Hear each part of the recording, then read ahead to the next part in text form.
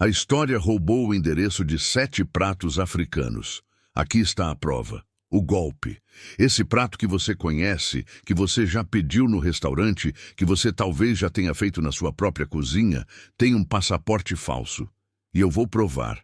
Não estou falando de coincidência, não estou falando de influência cultural, daquele papo bonito que a gente ouve quando alguém não quer assumir uma herança. Estou falando de roubo, de apagamento.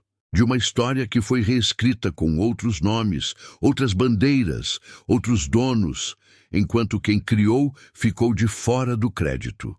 A culinária africana alimentou o mundo de um jeito que os livros de gastronomia dificilmente contam com honestidade. Técnicas, ingredientes, combinações de sabor que você reconhece como clássicos de outras culturas nasceram em outro continente. Atravessaram o oceano dentro de porões e chegaram do outro lado com o nome trocado. Hoje, você vai ver 7 provas disso. 7 pratos. 7 histórias que estavam esperando alguém contar do jeito certo. E quando você chegar ao 7º, eu garanto que você vai olhar para o seu prato favorito com outros olhos. Porque tem uma chance real de ele ter uma origem que ninguém te contou. Continua aqui. Isso está só começando. Bloco 1. O dossiê. Pensa comigo por um segundo. Como uma receita some? Não estou falando de um caderninho de avó que se perdeu numa mudança. Estou falando de culturas inteiras, de povos que tinham sistemas sofisticados de agricultura, de fermentação, de preparo e de conserva de alimentos muito antes de qualquer contato com a Europa. Povos que sabiam o que faziam com fogo, com sal, com gordura, com especiaria, e que de repente na versão oficial da história da gastronomia aparecem como coadjuvantes ou não aparecem de forma alguma. Isso não aconteceu por acaso. Quando milhões de pessoas foram arrancadas do continente africano e levadas à força para outros lugares do mundo, elas não chegaram vazias. Chegaram com conhecimento, com memória de sabor, com sementes escondidas no cabelo, nas dobras da roupa, no que ainda restava de dignidade. E esse conhecimento foi absorvido, adaptado, renomeado, e servido à mesa de outros como se sempre tivesse pertencido a eles. O que a história fez foi simples e brutal ao mesmo tempo. Ela pegou o endereço de origem e apagou. Deixou o prato, ficou com a receita, descartou a fonte, e é exatamente isso que você vai ver agora. Não teorias, não especulações. Registros históricos, rotas documentadas, ingredientes que só existiam em um lugar do mundo antes de aparecerem em outro. Prova após prova, prato após prato. O primeiro caso já vai te deixar com uma pergunta que você não vai conseguir ignorar. Bloco 2. Veredito 1. Qual foi a última vez que você comeu arroz e feijão e pensou, de onde isso veio de verdade? Provavelmente nunca. Porque esse prato é tão presente, tão cotidiano, tão incorporado à identidade de países inteiros, que ninguém mais faz essa pergunta. E é exatamente aí que o apagamento funciona melhor, no que parece óbvio demais para ser questionado. O feijão preto cozido com arroz branco, servido como base de uma refeição completa, não nasceu nas Américas. Essa combinação específica, esse casamento de grãos que hoje é símbolo nacional do Brasil, tem raízes diretas na África Ocidental, onde povos como os Wolof e os Mandinga já preparavam pratos estruturados exatamente nessa lógica muito antes do século XV. Grão cozido lentamente, temperado com o que a terra oferecia, servido como sustento principal, não como acompanhamento. Quando os navios negreiros atravessaram o Atlântico, o feijão foi junto, não como carga, como conhecimento. Os povos escravizados que chegaram ao Brasil conheciam profundamente o cultivo e o preparo desse grão.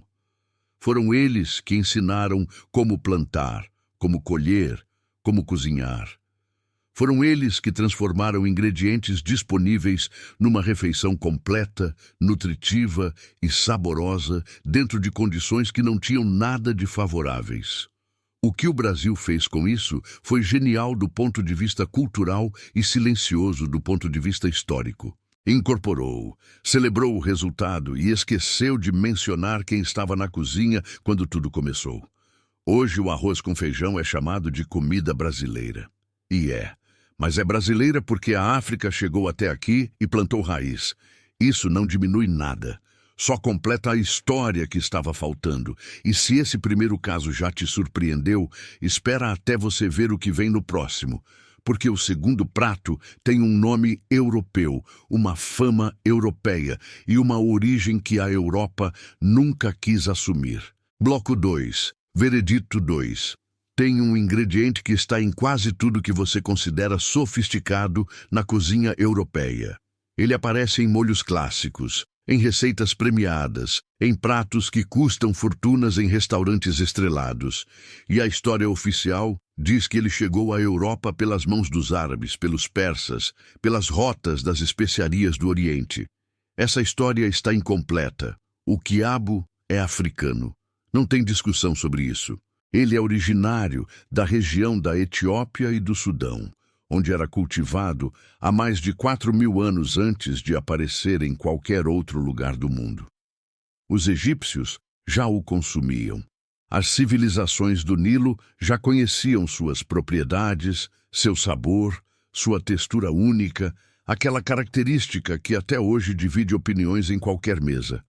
O que aconteceu com ele depois é um mapa do apagamento.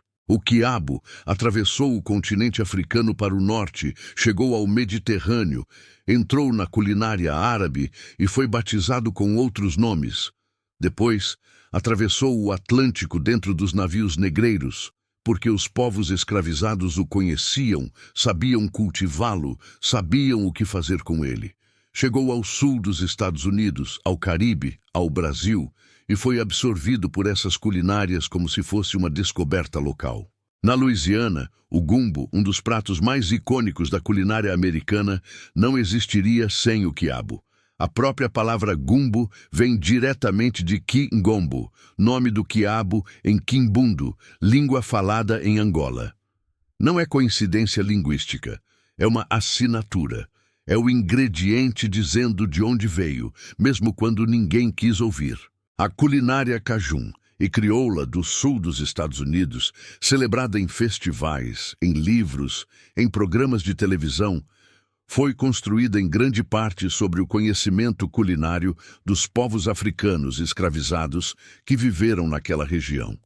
O quiabo é só a prova mais visível disso, a mais difícil de ignorar. E por falar em ingredientes que viajaram com um nome e chegaram com outro, o terceiro prato desta lista vai te mostrar algo que você provavelmente come com frequência, sem imaginar que está diante de uma das maiores histórias de apagamento da gastronomia mundial.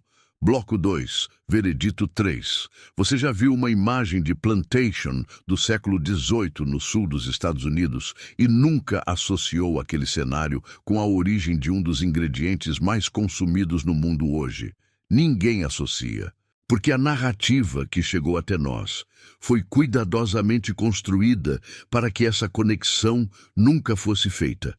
O arroz de grão longo, cultivado nas regiões pantanosas da Carolina do Sul e da Geórgia, que abasteceu a economia americana por mais de um século e que até hoje é referência de qualidade no mercado global, não foi desenvolvido pelos colonizadores europeus. Eles não sabiam como fazê-lo, tentaram e falharam repetidamente. Quem sabia eram os povos do que hoje chamamos de Serra Leoa, Guiné e Senegal, especificamente os Mende e os Temne, agricultores com séculos de experiência no cultivo de arroz em terrenos alagados, que conheciam cada detalhe do processo, desde a preparação do solo até a colheita e o beneficiamento do grão. Os traficantes de escravizados sabiam disso. Isso está documentado. Há registros históricos de que navios negreiros foram intencionalmente direcionados para regiões específicas da África Ocidental para capturar pessoas com esse conhecimento agrícola particular. Não foram levadas apenas como mão de obra, foram levadas como especialistas, como tecnologia humana. Esses povos construíram com as próprias mãos, sob regime de escravidão, um sistema de irrigação e cultivo de arroz que transformou aquela região numa das mais produtivas do mundo. O arroz da Carolina do Sul ficou famoso, virou símbolo de prosperidade americana. E os nomes das pessoas que tornaram isso possível não estão em nenhum livro de história da gastronomia. O que chegou até você foi o grão, o que ficou para trás foi quem plantou. E o próximo prato desta lista vai um passo além, porque ele não só foi criado por mãos africanas, ele foi roubado com nome, receita e tudo, e hoje é servido em restaurantes europeus como se fosse uma criação local com séculos de tradição própria. Bloco 2. Veredito 4. Em 1747, um oficial da Marinha Britânica chamado William Dampier escreveu em seu diário de bordo uma descrição detalhada de um ensopado que havia comido na costa ocidental da África. Ele descreveu a textura, os ingredientes, o método de preparo. E então escreveu algo que poucos historiadores citam. Nunca comi nada parecido na Inglaterra, mas certamente vamos nos lembrar disso. Eles se lembraram. O que Dampier descreveu naquele diário era uma versão ancestral do que hoje o mundo conhece como o ensopado de amendoim. Um prato de origem mande, presente em várias formas pelo Mali, Senegal, Gâmbia e Guiné, feito com carne cozida lentamente em um molho espesso de pasta de amendoim, tomate, cebola e especiarias locais. Um prato com estrutura sofisticada, com equilíbrio entre gordura, acidez e proteína, que demonstra um nível de desenvolvimento culinário que não combina com a imagem que a história construiu sobre o continente africano. Esse prato atravessou o Atlântico com os povos escravizados e se instalou no sul dos Estados Unidos, no Caribe e no Brasil, com variações locais. No sul americano, virou o que alguns historiadores da culinária chamam de ancestral, direto de vários guisados e ensopados que hoje são considerados tipicamente sulistas. No Brasil, deixou marcas visíveis no uso do amendoim em pratos salgados, algo que a cozinha europeia jamais desenvolveu sozinha. Na Europa, o ensopado de amendoim entrou pela rota do comércio colonial, foi adaptado, refinado em cozinhas abastadas, ganhou apresentação sofisticada e perdeu o endereço de origem no caminho. Hoje aparece em menus de restaurantes africanos na França e na Inglaterra como se fosse uma novidade exótica que a Europa está descobrindo agora. Uma descoberta de algo que sempre existiu e que eles mesmos ajudaram a deslocar. O diário de Dampier existe. Está arquivado. A prova está lá para quem quiser encontrar. E por falar em provas que estão à vista, mas que ninguém olha com atenção, o quinto prato desta lista percorreu um caminho que você consegue desenhar num mapa. Um caminho que começa num único ponto do planeta e que termina em lugares que jamais assumiram a dívida que têm com esse ponto de partida. Bloco 2. Veredito 5. Existe um ponto no mapa que mudou o sabor do mundo inteiro e que quase ninguém consegue localizar quando perguntado. Coloque o dedo na costa ocidental da África, desça até o Golfo da Guiné, encontre a região que hoje corresponde à Nigéria, ao Benin e ao Togo. Esse ponto, esse pedaço específico de terra, é a origem de um ingrediente que hoje está presente em mais de 60 países, que é base de economias inteiras, que aparece em pratos que você consome com frequência sem nunca ter feito essa conexão geográfica. O óleo de dendê.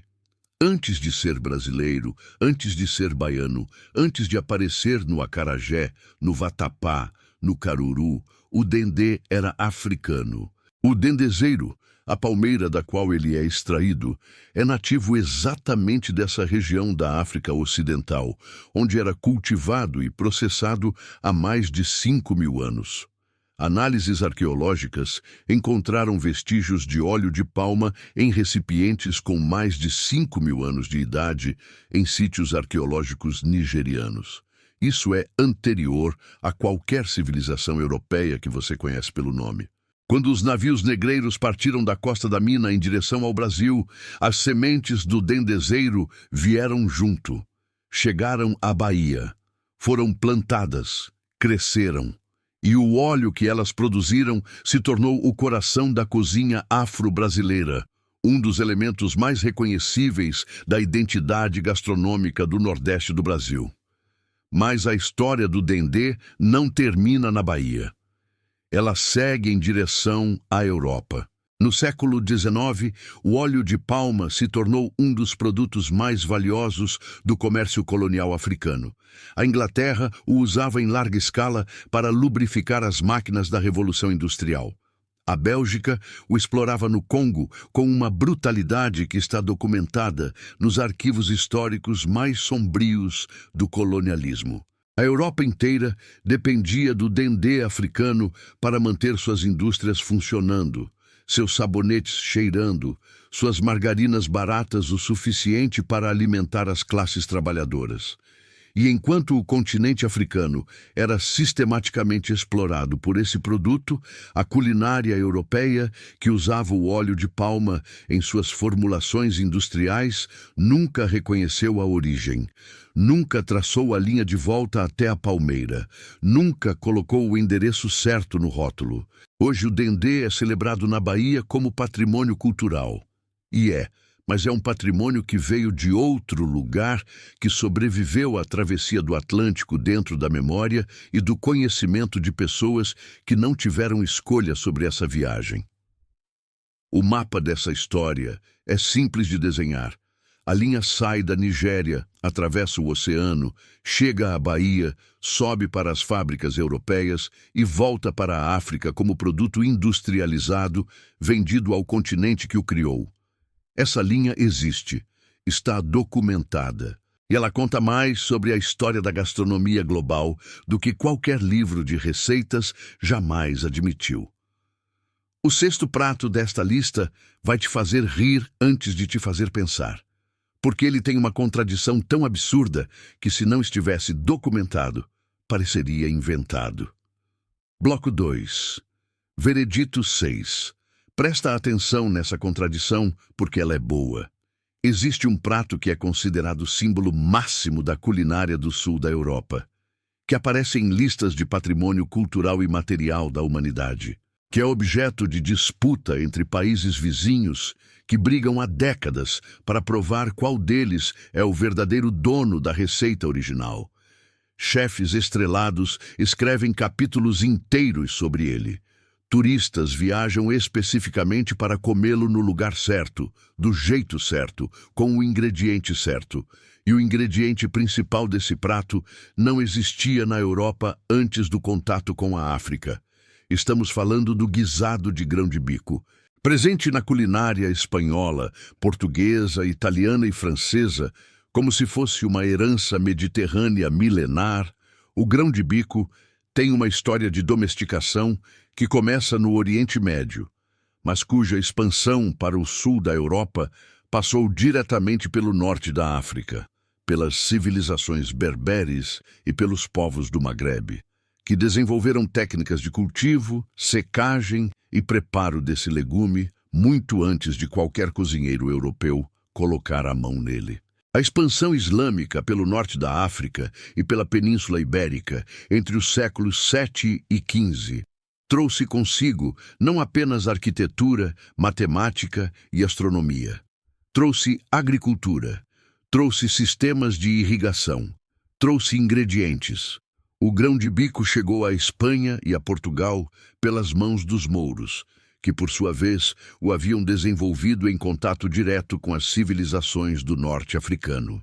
O cocido madrileno, considerado um dos pratos mais tradicionais da Espanha, tem o grão de bico como base absoluta.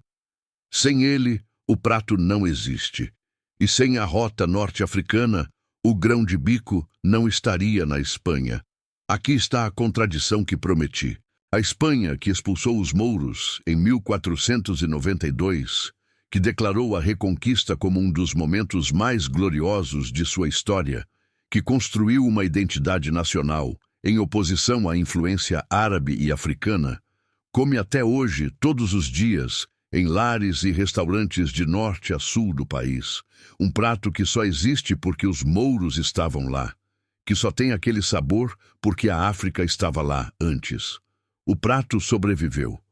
A memória de quem o trouxe foi expulsa junto com as pessoas. E se essa contradição já é difícil de ignorar, o sétimo prato desta lista é o mais pesado de todos, porque ele não está nas margens da história, ele está no centro, em cima da mesa de quase todo mundo.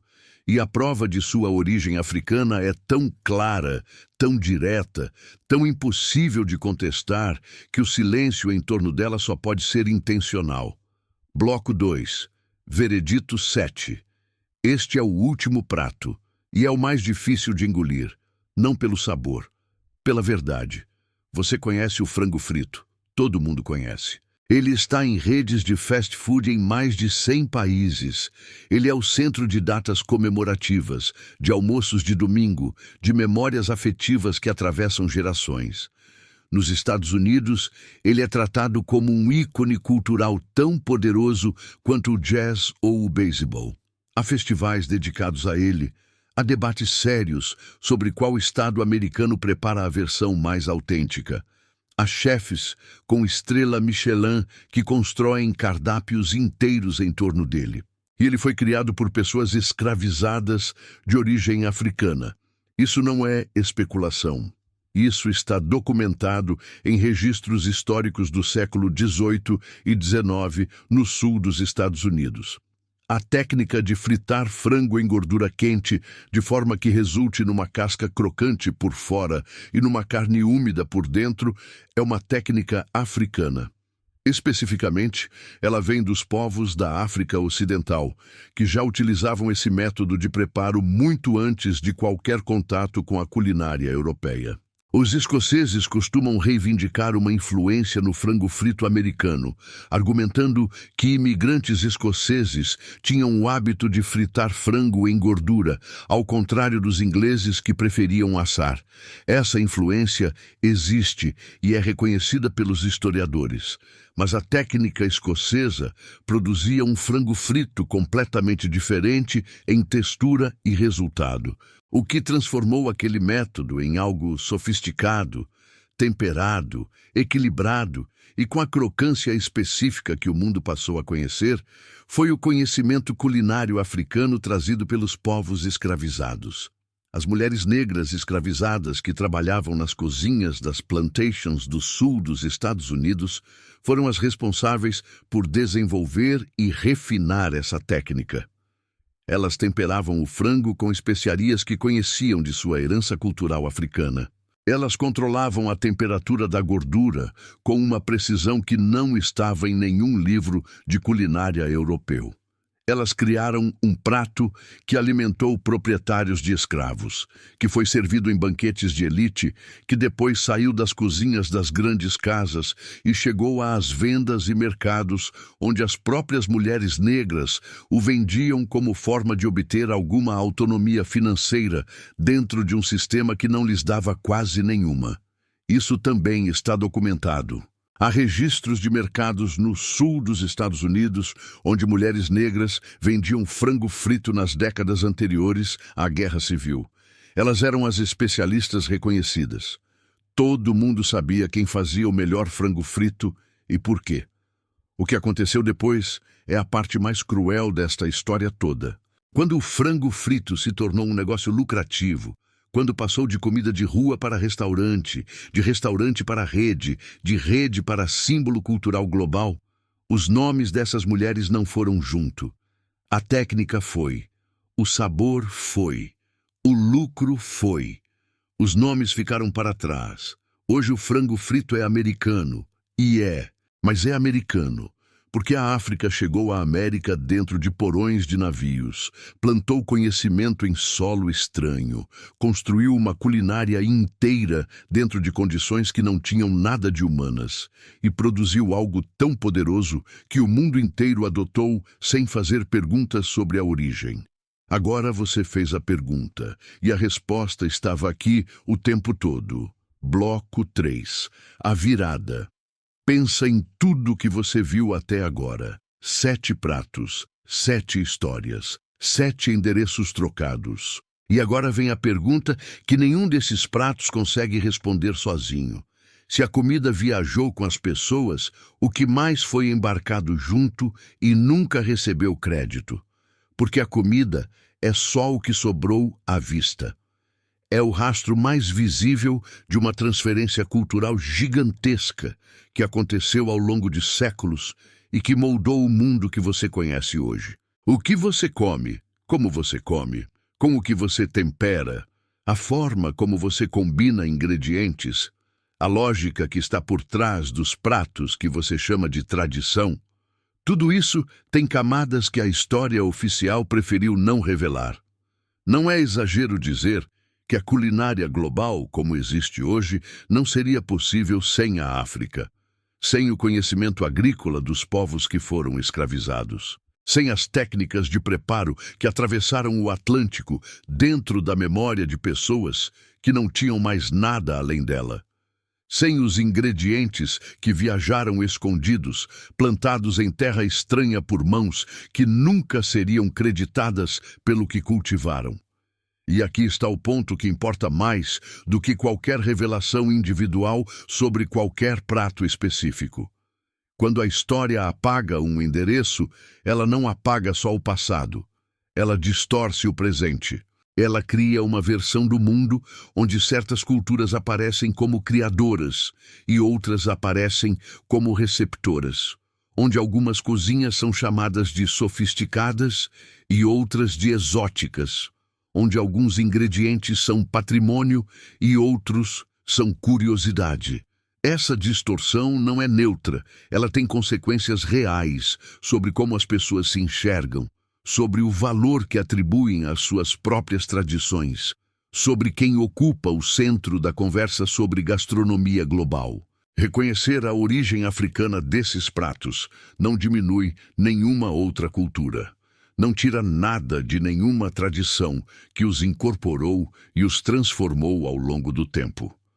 O que faz é completar a história, colocar o endereço certo de volta no lugar onde ele sempre deveria ter estado.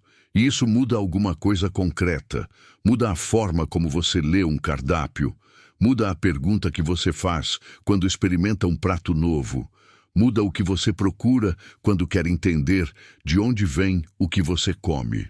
Você passa a enxergar a gastronomia não como uma coleção de receitas nacionais isoladas, mas como uma conversa longa, complexa, frequentemente injusta, entre culturas que se encontraram nem sempre em condições de igualdade. A comida guarda memória, mesmo quando a história tenta apagar. E agora que você sabe disso, tem uma última coisa que precisa ser dita. Encerramento. O convite. Você chegou até aqui. Isso já diz alguma coisa sobre você. A maioria das pessoas passa a vida inteira comendo sem perguntar. Abre o cardápio, escolhe o prato, aprecia o sabor e vai embora.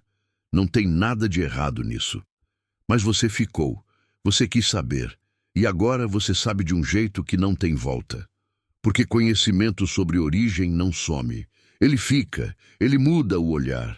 Da próxima vez que você sentar à mesa e pedir um prato que você conhece bem, vai ter uma camada a mais naquele momento. Uma pergunta silenciosa que vai aparecer antes da primeira garfada. De onde isso veio de verdade? Quem estava na cozinha quando essa história começou? Essas perguntas não estragam o sabor. Elas aprofundam ele. A gastronomia é uma das formas mais honestas de entender o mundo, porque ela não mente sobre o que precisou para existir. O ingrediente veio de algum lugar. A técnica foi desenvolvida por alguém. O prato chegou até você por um caminho que tem nome, que tem data, que tem pessoas reais envolvidas. E quando você conhece esse caminho, a refeição deixa de ser só uma refeição. Agora eu quero saber de você. Dos 7 pratos que você viu hoje, qual foi o que mais te surpreendeu? Qual foi o que chegou mais perto de mudar algo que você achava que sabia? Escreve nos comentários. Não porque é protocolo de canal, mas porque essa conversa não termina aqui. Ela continua em cada comentário, em cada pessoa que você indicar esse vídeo, em cada mesa onde alguém repetir uma dessas histórias antes de começar a comer. Compartilha esse vídeo com alguém que acha que já sabe tudo sobre gastronomia. Porque a melhor parte de aprender algo novo é poder surpreender quem você gosta. A história tentou apagar esses endereços. Você acabou de encontrar todos eles.